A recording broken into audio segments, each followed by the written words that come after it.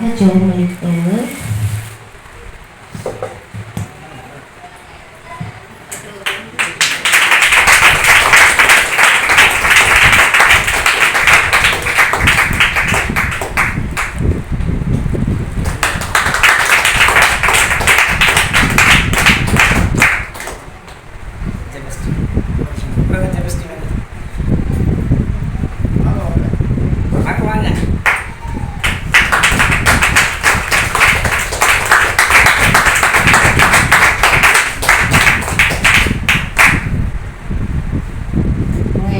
விஷயங்கள் பண்ணுறாங்க, ஆனால் நம்மளால் அதெல்லாம் நினச்சி கூட பார்க்க முடியல. அதாவது சிறுமைப்பட்டவர்களை விசாரிக்கக்கூடிய ஒரு இடத்துல அவங்க இருக்கிறாங்க. கர்த்தருக்கு ஸ்தோத்திரம். இப்படிப்பட்ட நல்ல மனிதர்களை பார்க்கும்போது உண்மையிலே ரொம்ப என்ன சொல்ல இதே கலங்குகிறதுன்னு தான் சொல்ல முடியும். ஏன்னா நாங்கள் லாஸ்ட் மந்த்து கடந்து வந்த பாதையெல்லாம் பார்த்தா எங்கள் சர்ச்சிலேயே என் வீட்டுக்காரர் ஒரு மாற்றுத்திறனாளி தான். அவர் ஒரு ஆசிரியராக இருக்கிறாரு. அவர் ஒரு 15 முறை கால் பண்ணியுமே அவர் ரெஸ்பான்ஸ் பண்ணலைன்றப்ப எனக்கு தான் அந்த கஷ்டம் இருக்கும். ஏன்னா அது என்னால் தான் புரிஞ்சுக்க முடியும். அப்படின்றப்ப இன்னைக்கு பாருங்கள் மாற்றுத்திறனாளிகள் எந்த அளவுக்கு ரெஸ்பான்ஸ் பண்ணப்படுறாங்க அப்படின்ட்டு. இன்னைக்கு அவங்க ஒவ்வொருத்தருமே விசாரித்து இந்த மாதிரி பண்ணிக்கிட்டு இருக்கிறாங்க. அண்ணன் இன்னும் தொடர்ந்து செய்யணும். அவங்களுக்காக நம்ம ஜெபிப்போம். இப்போ பொருளை கொடுப்போம்.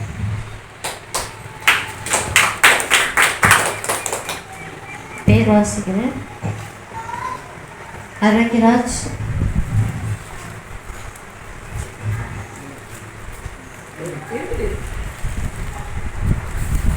கனகராஜ், ரவிச்சந்திரன்,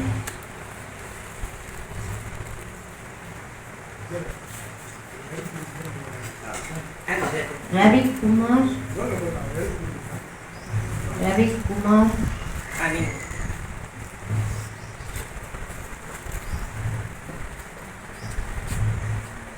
பால்ராஜ், ரவிக்குமார்,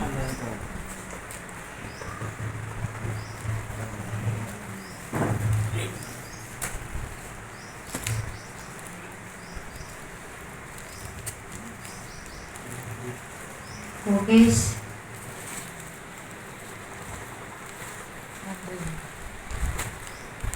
அந்தோனி,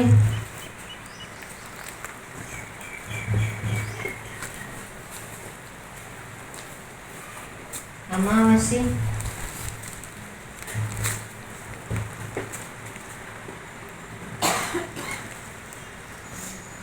ராசாமணி,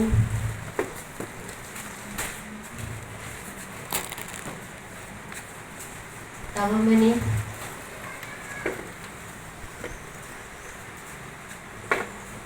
ரெவின்ஸ்டன்,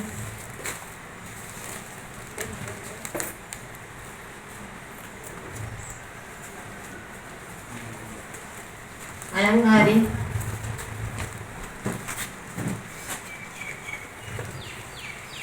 திருவத்தாய்,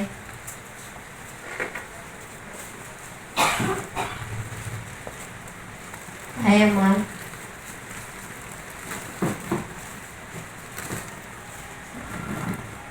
அமுதா,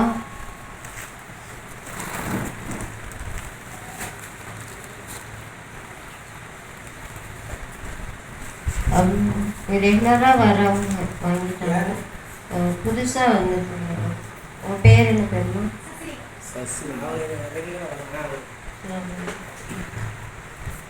உங்கள் பேர் என்ன தெரியும்? மார்க்கா.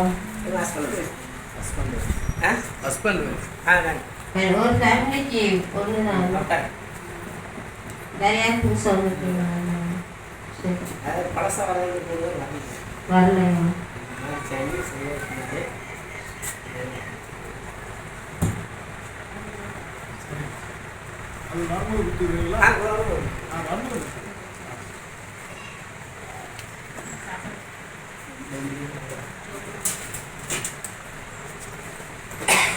பெற்றுக்கொண்டோம். நம்ம உண்மையிலேயே அவங்களுக்கு நன்றி அறிதல் உள்ளவர்களாக இருக்கணும். ஏன்னா இன்றைக்கி இருக்கிற திருச்சபை அப்படி தான் இருக்குது. டிசம்பர் மாதம் ஒரு பெரிய பேரணி நடத்தணும். உலக மாற்றுத்திறனாளிகள் இடத்துல அனாதையாக அந்த திருச்சபைக்குள்ளே போனோம். என் சொந்த திருச்சபை, ஆனால் அவங்க எப்படி நம்ம நடந்துக்கிட்டாங்க அப்படிங்கிறது தெரியும். பிளைண்ட் ஸ்கூலில் நடத்தலாம், எத்தனையோ பள்ளிக்கூடங்களை சர்ச்சு நடத்தலாம். ஆனால் அந்த மாற்றுத்திறனாளிகளை கடைசியில் என்ன செஞ்சுருந்தாங்க?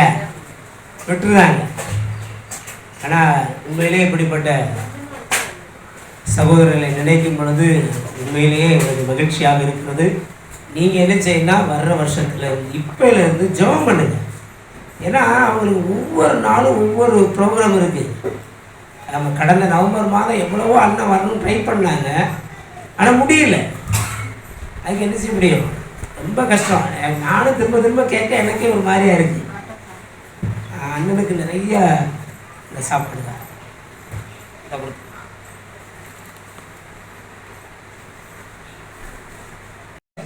ஜெபிக்கணும். அவங்க பிரயாணம், அவங்க பிஸ்னஸ், தொழில் காரியங்கள், அது மட்டும் இல்லாமல் தடையில்லாமல் அவங்களுக்கு எல்லா காரியங்களும் நடக்கணும். ஏன்னா அவங்களுக்கு ஒரு நிர்வாகத்தை நடத்தும் போது தான் தெரியும் அதில் எவ்வளவு சிரமம் இருக்குது, பொருளாதார நெருக்கடி இருக்குது. நம்ம பாட்டு நம்ம வாங்கி நம்ம வச்சுக்கொள்கிறோம். ஆனால் அதில் எந்தெந்த சிரமம் இருக்குன்னு அவங்களுக்கு தான் தெரியும். அவங்க எல்லாத்தையும் வெளியே சொல்ல மாட்டாங்க. ஆமாம், நான் சொல்கிறேன், அவங்களுக்காக என்ன செய்யணும்? நீங்கள் ஜெபம் பண்ணால் மட்டும்தான் உறுதியாக கிடைக்கும். அண்ணன் சொன்னாங்க, ஏதோ ஒரு தப்பு நடந்திருக்கு, அதனால தான் என்ன நடந்திருக்கு, நம்மக்கிட்ட ஏதோ ஒரு குறைவு நவம்பர் மாதம் இருந்திருக்கு, அதான் வரல. அது நம்மக்கிட்ட தான் மிஸ்டேக். அதனால் நீங்கள் ஒவ்வொரு நாளும் ஜெபம் பண்ணுங்க. ஒரு நிமிஷம் ஜெபம் பண்ணுங்களேன். இனிமேல் நீங்கள் முடிவெடுங்க, ஜெபம் பண்ணுங்க. ஆண்டவர் நிச்சயமாக உங்களை ஆசீர்வதிப்பார். சரி, இந்த நல்ல ஆகாரத்திற்காக ஜெபம் பண்ணிட்டு நம்ம சாப்பிட கிளம்புவோம். நல்ல ஒரு பிரியாணியை எப்படி நமக்கு உசிலம்பட்டியில் ஏற்பாடு பண்ணாங்களோ அதே போல் எல்லாம் இங்கே ஏற்பாடு பண்ணிருக்கிறாங்க. எங்கள் அன்பு தகப்பனே, இந்த வேலைக்கா ஸ்தோத்திரம், இந்த ஆகாரத்திற்காக ஸ்தோத்திரம். தண்ணீரை பப்பத்தையும் ஆசீர்வாதத்தின் வியாதி உங்களுக்கு விளக்குவேன் என்று சொன்ன தேவன் நாக்கில் ருசி ஜீரண சக்தி கொடுத்து பிள்ளைகளை திருப்திப்படுத்துங்க. இந்த ஆகாரத்தை நல்ல ஒரு பிரியாணி ஆயத்தப்படுத்திய இந்த நபர்களுக்கு நன்றி. திருச்சபை மக்களுக்கு நன்றி. திருச்சபையில் ஒவ்வொரு அவங்க கொடுக்குறாங்க, அவங்க ஆசீர்வதிக்கிறீங்க. இன்னும் தொடர்ந்து ஆசீர்வதிங்க ஆண்டவரே. இவங்களுடைய எல்லா காரியங்களும் விட கரங்களை கொடுக்கிறோம். இயேசு கிறிஸ்துவின் நாமத்தில் ஜெபிக்கிறோம் நல்ல பிதாவே. என் ஆத்துமாவே என் முழு பரிசுத்த நாமத்தை ஸ்தோத்திரி. என் ஆத்துமாவே